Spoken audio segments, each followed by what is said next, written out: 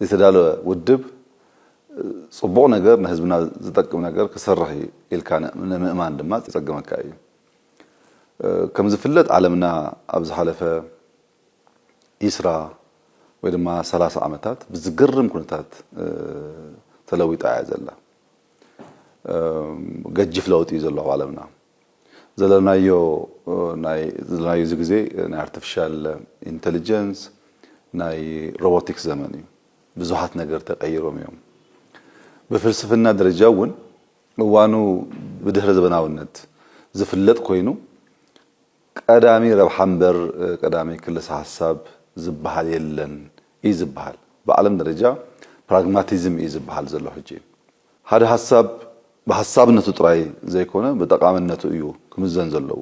ዝኾነ ሐሳብ ክህልወካ ይክእል ግን እቲ ሐሳብ ታይ ረብሓ ኣለዎ ንህዝብና ታይ ጠቂሙ ዝብል መመዘኒ ኮይኑ ይሰርሕ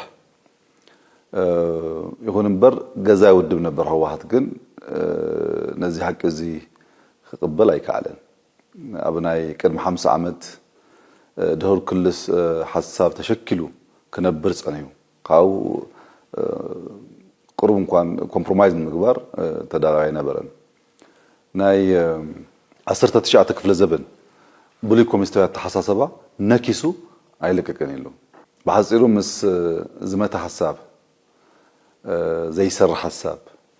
ንህዝብና ረባ ዘይብሉ ሐሳብ ንባዕሉውን ዘይጠቅም ሐሳብ ድማ ከም ቁርዲድ ተጣቢቁ ተሪፉ ነቲ እዋን ንምሰል ዝበለ ኃይል ለውጢ ቀንዲ ጸላኢ ገይሩ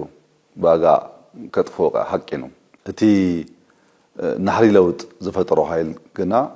ዘይቁርጠም አረ መዃኑ አመስኪሩ እሳቶም በቀሊል ድሌቶም ከገብሩ ከም ዝክሩ ሐሲቦም ነይሮም እቲ አይተካለትን